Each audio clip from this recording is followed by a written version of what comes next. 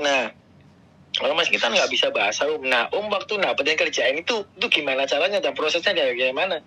Ya, kalau coba jelasin ke saya Om, biar saya lebih paham lagi. Nggak usah saya Soalnya, jelas. ya maaf Om ya. Nggak usah Tahu, saya jelasin biar- Mas, nggak usah saya jelasin. Suatu saat Ah. kalau sampean udah nyampe sendiri, sampean bisa menyatakan. Dan apa yang saya omongin itu benar. Berarti yang Om sampaikan ke saya ini kalau udah nyampe sini pasti mudah gitu untuk mencari uang. Iya, Gitu maksudnya. Yoi. Berarti Om semakin untuk membuat saya itu semakin yakin banget kalau itu bisa berangkat gitu. Gitu Om. Saya sih orangnya, saya itu dulu awal sebelum ke Hongkong kayak sampean Mas. Jadi ketika saya dengerin sampean tanya sama saya ini, saya membayangkan diri saya di masa lalu. Paham nggak? Cari-cari info. Saya dulu juga kayak gitu. Iya emang benar.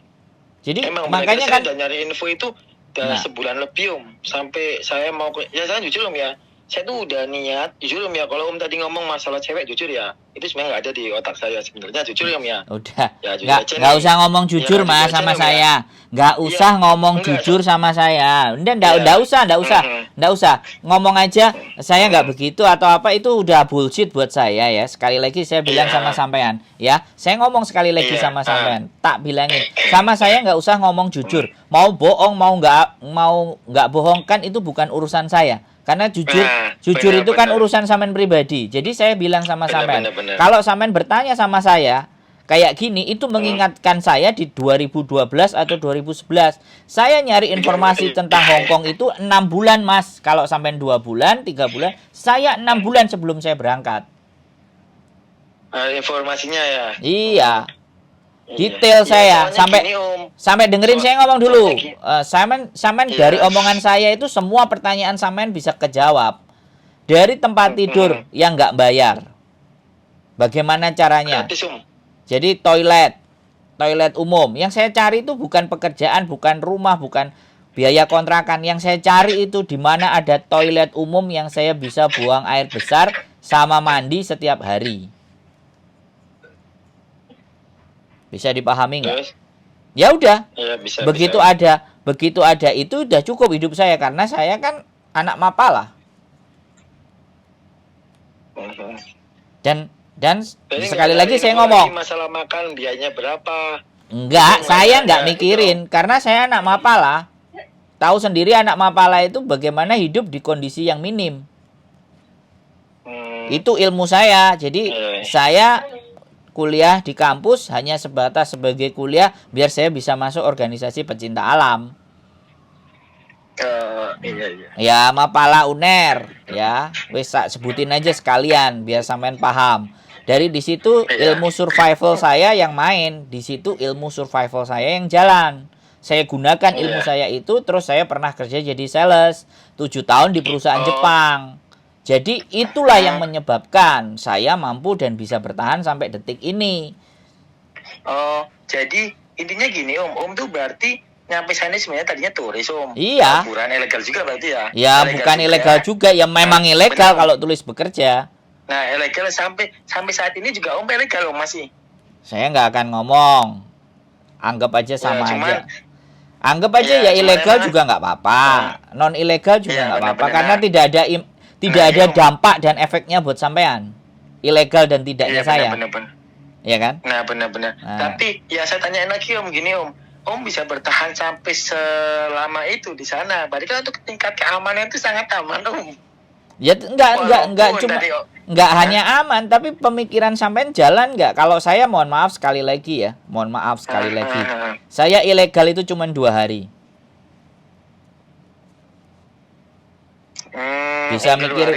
Bisa bayangin nggak? Saya ilegalnya di Hongkong itu cuma 2 hari. Nggak pernah saya ilegal sing tahun-tahunan. Makanya sampean tonton channel saya yang bagian itu. Sampean belum nonton, makanya sampean banyak nanya, gitu loh. Ya saya ngerti orang maunya jelas-jelas nanya. Ya iyalah daripada nonton kelamaan, mending telepon orangnya. Nah bener. Nggak salah, makanya kalau makanya saya gregetan itu nggak nanya langsung gitu kan. Loh iya, tapi ketika orang nanya langsung ya tak kontenin, ya jangan marah kalau tak kontenin. Gendeng apa? Iya, benar. Iya kan? Iya. Jadi benar. Sesuatu diskusi kita itu kita sampaikan biar orang mau berpikir gitu loh. Benar. Jadi kalau sampean bilang tingkat keamanan dan segala sesuatu ya sekali lagi tergantung nasib. Kalau nasib kita, kalau kita selalu banyak berbuat baik, apa enggak kita dapat pertolongan? Wis begitu Kak, begitu saja prinsipnya. Banyak juga kok anak-anak yang main-mainin perempuan, terus hidupnya nggak karu-karuan, terus akhirnya juga ketangkap, terus akhirnya juga pulang. Iya, kan semuanya kan dari attitude toh Mas. Ke Jepang Niat pertama mau ke Jepang. Nah, sampean kalau mau ke Jepang, saya kasih tahu ya. Kalau sampean mau ke Jepang, carilah jalan masuk ke sana, sampean tak kasih nomor teleponnya anaknya. Kebetulan teman-teman saya gini Om. Jadi soalnya gini Om, saya nyari info dulu Om ya. Saya kan hampir punya kenalan juga di sana Om. Ya kan? Saya udah punya kenalan Om di sana Om. Cuman bagi Aca kan punya teman juga di sana. Banyak. Udah kaburan, udah pulang ya Om ya, tapi udah pulang nih Om. Nah, dia ngasih saran ke saya, kalau di Jepang itu nggak semudah yang nggak seenak yang kita bayangin. Karena ini teman saya pribadi yang pernah ngalamin sendiri Om ya. Saya bukan kata siapa Om ya. Dia ngomong sama saya gini. Saya tanya. Kalau sampean temennya sampean di sana dia bilang nggak enak, nggak semudah. Kalau saya bilang enak, wong saya juga pernah kerja di sana ilegal. Gimana Om enaknya Om? Iya enak, wong saya tinggal di tempat rongsokan dari pagi sampai malam. Saya kerja di situ, dikasih tempat tinggal di situ, dikasih gaji juga di situ, makan juga di situ. Dalam 3 bulan, dengerin saya ngomong, dalam 3 bulan saya dapat 50 juta. Iya emang. Loh, enak kalau buat saya karena saya udah terbiasa dengan hal-hal yang nggak enak. Bahkan ketika saya pergi, dia bilang, kamu cari teman kayak kamu yang mau kerja lagi kayak aku di sini, kayak kamu di sini. Lah kalau masalah pekerjaan di Jepang bilang nggak enak, ya iya etos kerja mereka gila dibandingkan kita. Benar. Orang kita kelembak-kelembek sama mereka harus cepet diteriakin. Nah, yang bilang nggak enak itu pasti kayak gitu. Etos kerjanya nggak ada. Saya sudah ikut perusahaan Jepang waktu di Indonesia. Sehingga ketika saya datang ke sana saya nggak kaget. Makanya kenapa LPK itu nyuruh push up, nyuruh sit up, nyuruh lari-lari, disiksa-siksa secara fisik karena biar di sana dia lebih tahan. Iya. Nah, saya kerasa, Mas. Iya, Mak. Kalau sampean tanya sama saya jalanin sendiri. Kontennya nggak ada, cuman foto-fotonya masih ada kalau di tempat kerja saya. Nih maaf nih Om, soalnya gini Om ya, saya jujur Om ya, kalau untuk masalah nanya kerjaan capek atau enggak itu relatif Om, semua kerja itu pasti capek Om, ya kan Om ya, relatif pasti capek. Ini kalau saya nanya itu di sana pas tingkat keamanan di sana Om, di ilegal ini tingkat keamanan di sana Om ya, karena saya pernah di Taiwan itu selama 6 tahun itu saya ilegal Om, saya ilegal, ya kan? Nah dan tingkat keamanan di Taiwan itu sangat rawan Om. Jadi kalau saya jauh-jauh dari sini ke Jepang sana, kalau baru berapa bulan atau belum balik modal, kalau kita ketangkep, otomatis kita buang uang dong. Ya kan? Nah, seperti contoh nih, ada orang pakai visa turis ke Taiwan, saya nggak saranin. Kenapa? Karena di sana itu rawan. No, karena itu yang saya cari itu bukan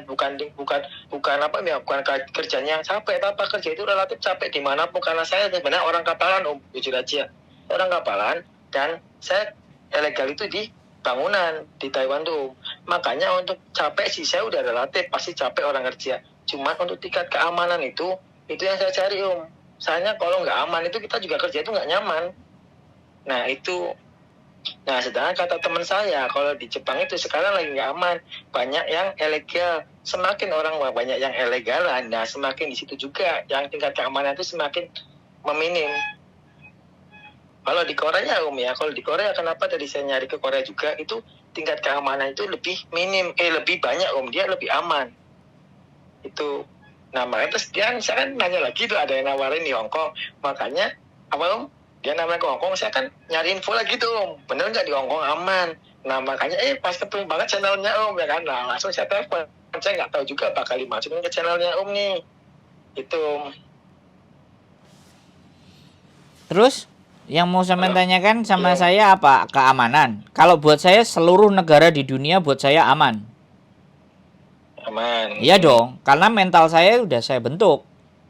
Jadi saya nggak perlu mempertanyakan keamanan kepada siapapun karena keamanan itu tanggung jawab diri kita sendiri. Your safety is your responsibility.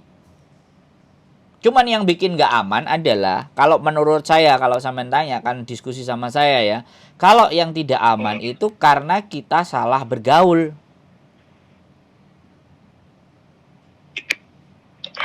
Kalau Anda pandai-pandai bergaul dan tahu siapa yang sampean gauli, maka keamanan itu pasti terjadi. Pasti kita bisa memastikan keamanan. Jadi saya kasih clue saja. Di Jepang nggak aman, di Korea nggak aman. Bagi saya semuanya aman. Tapi karena kasus kita adalah kita ilegal, sebisa mungkin kita tertutup. Iya benar. Satu, yang kedua, hindari orang-orang yang sifatnya toksik. Toksik itu kayak gimana? Ya, ngandol, ya, ngajak mabuk, ngajak minum, ya, pinjem duit. Jauhin yang kayak gitu. Loh, enggak. Sekarang kalau kita bicara keamanan, saya mohon maaf sekali lagi, saya mohon maaf. Saya ngomong sama sampean, ini pengalaman saya. Keamanan dan tidak itu bagaimana sampean membawa diri. Benar nggak saya ngomong? Benar. Nah, kalau nggak dengerin saya ngomong. Sampean tadi ngomong tak dengerin. Iya enggak, gitu loh. Kalau sampean mau ngeyel, maka diskusi kita nggak akan masuk ke sampean. Sampean mengeyel karena sampean merasa kemampuan sampean lebih. Sedangkan posisi di posisi di saat ini sampean tanya saya kan? Iya benar. Ya, di posisi ini sampean mempertimbangkan apa yang saya omongin kan, bukan ngajak debat kan? Iya benar. Iya enggak? Benar. Nah, jadi kita garis bawah ini, Mbak. Sampean boleh punya pengalaman ke Amerika dan semuanya, boleh. Tapi posisi di sini sampean tanya ke saya kan? Harusnya yang lebih banyak menjelaskan kan saya. Iya benar. Jadi saya jangan diajarin. Begitu loh. Jadi saya kasih tahu ya, sekali lagi pengalaman. Bolehlah sampean punya pengalaman di mana, saya hargai itu pengalaman sampean. Tapi kalau letak keamanan itu tergantung bagaimana sampean. Kalau di Jepang, ya sekali lagi kalau di Jepang, selama sampean tidak di tempat keramaian terlalu sering, maka aman. Orang yang overstay sampai 30 tahun aja saya pernah kok ketemu. Dan dia fine-fine saja. Dan dia malah memutuskan nggak mau pulang ke Indonesia. Dia mau mati di Jepang. Bahkan ada anaknya yang mau datang. Anaknya mau dimodalin. Yang penting disuruh belajar. Jangan ilegal kayak bapaknya. Kalau mau memang ke Jepang. Dibiayain sama bapaknya. Bapaknya overstay loh. Bayangin. Overstay bisa biayain sekolah. Seberapa kuatnya dia cari duit. Nah, saya punya pengalaman itu mas bro. Saya berhenti di Hong Kong ini karena saya menikah. Kalau enggak mungkin bisa ke Australia juga. Bisa ke Australia, bisa ke Kanada, bisa ke Amerika, bisa ke Korea, bisa ke Jepang, di mana yang saya suka. Karena saya tipikal orangnya adalah nomaden. Enggak tergantung dengan rumah. Karena orang berpetualang, anak mapala. Bis, saya kasih garis bawahnya di semua. Jadi dimanapun semuanya, kumpulkan link, berangkatlah. Dan jangan berpikir untung dan rugi, tapi berpikirlah bagaimana ketika saya ada di sana bisa memberikan manfaat. Baik orang yang di sekitar saya ada, ataupun orang yang di rumah. Jadi berpikirnya jangan orientasi sama materi sama duit, selesai. Orientasinya keberadaan sampean itu punya nilai enggak? Punya manfaat enggak? Atau justru bikin ruwet enggak? Nah ini diskusi yang menurut saya jauh lebih penting saya tanamkan. Karena cowok-cowok dengan umur segitu itu, jangankan kok saya sejak menikah dengan istri saya berhenti. Saya enggak minum, saya enggak mabuk, saya semuanya. Saya enggak. Dari muda memang saya enggak ngelakuin itu. Cuman kalau ditawarin sama perempuan, kalau saya enggak mau minta. Kalau ditawarin ya beda urusan kan gitu loh. Iya. Kelemahan saya di situ. Makanya saya tahu gitu loh. Saya paham, nggak ada masalah. Kalau sampean tanya keamanan, sampean tanya pekerjaan, ya kan? Sekali lagi di dunia ini semuanya lagi banyak butuh pekerjaan. Tinggal mentalnya sampean, tekniknya sampean, cara bertahan hidupnya sampean itu seperti apa? Itu yang mampu menggaransi sampean di masa depannya lebih baik. Bes, mau ngomong apa? Silakan gantian. Iya. Enak toh? Berarti sekarang saya kan, iya. Berarti sekarang ini udah dapat link nih Om. Berarti nanti Om bisa bantu. Saya nggak mau bantu Mas. Ya, karena kalau saya bantu sampean, ketika ada hal yang buruk di dalam diri sampean, saya itu kecipratan. Bisa dipahami nggak? Ya silahkan sampean usaha sendiri. Kadang ada yang ngomong kayak gini, bantuin saya Mas, tak bayarin kamu berapa? Enggak, aku nggak butuh duit kalian, aku bilang. Aku nggak, bukan sombong ya, sekali lagi bukan sombong Mas. Tapi hidup saya itu semakin hari semakin tua, dosa itu nggak bisa dihindari, semakin bertambah. Tapi bagaimana hidup saya semakin hari semakin lama itu semakin bernilai. Ngerti nggak? Ya, kan, ya kan gimana Om ya? Ini kan tadi kan saya kan minta tolong ya, bisa kan? Saya kan kalau kan nggak bisa, saya bilang nggak bisa. Wis, jadi jangan pernah minta tolong ke saya untuk nyariin pekerjaan atau link di Hong Kong. Wis, saya tak punggel segitu aja. Kalau sampean mau cari informasi silahkan. Tapi saya cuma akan bilang kalau sampean sudah nyampe di sini, perjuangan sampean pasti nggak akan sia-sia menurut saya. Pokoknya kunci saya itu. Kunci saya satu ya. Sekali lagi kunci saya satu. Hidup saya semakin hari semakin tua. Saya nggak mau menambah dosa semakin banyak. Karena saya nggak niat nambah aja dosa saya bertambah. Bener nggak? Iya. Ini Om, punten Om, bisa nggak berbagi pengalaman pas Om di Hong Kong dari Om ada di konten saya. Ada di konten saya sampean lihat. Wis toh. Nggak bisa ngobrol langsung Om? Nggak bisa, karena saya sudah bikin konten, kan nggak laku konten saya kalau sampean aku ngomong sama sampean. Ya kirain saya langsung bisa ngobrol langsung sama orangnya langsung gitu biasanya. Loh, bisa aja. Lah ya konten itu kan saya ngomong dalam bentuk video. Sampean dengerin 2, 3 kali, 4 kali aja sampean bisa ngerti itu. Judulnya apa Om? Ya dilihat aja nanti dibukain satu-satu. Ada sudah saya kontenin hampir lebih dari 3 tahun yang lalu bahkan. 4 tahun yang lalu. Itu dari pertama Om. Iya, dari aku pertama start. Tak ceritain ada 4 episode. Ada 4 metode gitu. 4 episode. Oh, episode iya. 4 konten. Gitu loh Mas Bro. Saya sama kayak sampean Mas. Tapi saya dulu tahu diri ketika tanya sama orang, saya nggak maksa. Sampean kan juga nggak maksa, makanya tak suruh nonton konten aja. Tak ceritain. Jadi yang menentukan sekali lagi kehidupan kita lebih baik ataupun tidak di masa mendatang itu bukan skill, bukan kemampuan, tapi attitude. Terus apa Om? Attitude kepribadian sampean. Kalau sampean punya pribadi yang baik, sampean bisa menjadi orang yang lebih baik. Masa depan sampean terjamin. Walaupun bodoh, walaupun goblok, walaupun nggak pinter, tapi kalau punya attitude itu terjamin nasib pasti baik. Kan nggak garansi orang lulus SD nggak bisa jadi direktur, banyak kan? Terus nggak garansi anak-anak yang kuliah jadi jenderal aja sekarang masuk tahanan, jadi jenderal aja sekarang di sidang. Iya benar. Nah berarti kuncinya di mana? Attitude apa? Kepribadian. Sahroni, sampean tahu kan Sahroni? Kayak apa hidupnya Sahroni? Sekarang jadi kayak apa? Attitude-nya dilihat. Makanya itu juga buat sampean.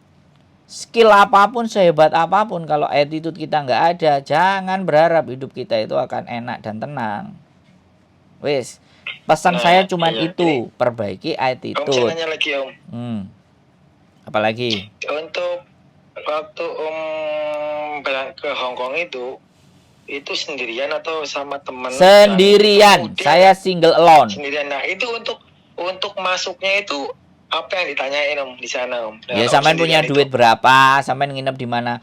Ada di channel saya pertanyaan sampean itu diomongi kok cek nggak ngeyel. Oh iya. Kirain nggak ada. Ada, sampean tonton dulu. Cari dulu. Sampean ngerti nggak? Yang ngeyel kayak sampean ini kan baru telepon. Yang kemarin itu saya ke rumah disamperin sama dia. Nginep di tempat saya. Rumahnya siapa Om? Hah? Di rumahnya Om gitu? Iya, saya kan pulang ke Indonesia 7 bulan kemarin. Dia itu datengin ke rumah saya anak Ponorogo dan sekarang sudah di Hongkong nih. Udah dapat kerjaan. Maksudnya dia udah ke Hongkong gitu? Iya. Awalnya kayak sampean gini nanya-nanya, habis nanya telepon, nggak tahan terus datang ke rumah saya karena pas waktu itu saya pulang ke Indonesia, datang ke rumah saya. Sampai 2 kali, sampai nginep, sampai beliin martabak manis, martabak telur. Sebelumnya nih Om, orang nanya itu karena dia itu pengen punya wawasan yang lebih Om. Iya, ya saya ceritain juga sama kayak sampean tak ceritain juga. Terus sekarang dia udah di Hongkong. Berarti kan dia bener. Dia bisa memperbaiki attitude-nya. Iya. Saya juga bisa seperti itu Om. Lah makanya belum saya konten. Saya tunggu dulu lihat dia 2-3 bulan. Tadi dia nawarin jualan apa namanya? Usus, jualan gorengan sama jualan apa dia nawarin. Mas kalau mau beli dia jualan Om sekarang Om? Iya nanti tak kontenin lah. Tenang saja. Bukain aja channel saya biar sampai tambah pinter.